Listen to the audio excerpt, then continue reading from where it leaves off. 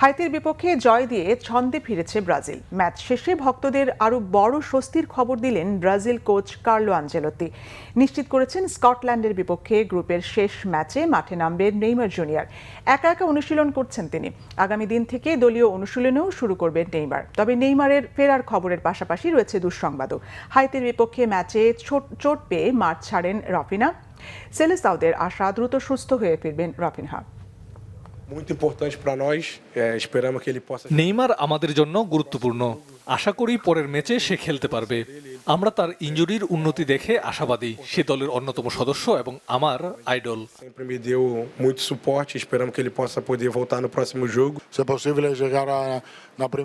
Neymar কাল একা একা অনুশীলন করবে এবং সোমবার থেকে সে দলের সঙ্গে অনুশীলন শুরু করবে। আশা করি স্কটল্যান্ডের বিপক্ষে ম্যাচটায় তাকে পাওয়া যাবে। আমরা নকআউট স্টেজ নিয়ে ভাবছি না, আমাদের যত ভাবনা স্কটল্যান্ডের বিপক্ষে গ্রুপের শেষ ম্যাচটা নিয়ে।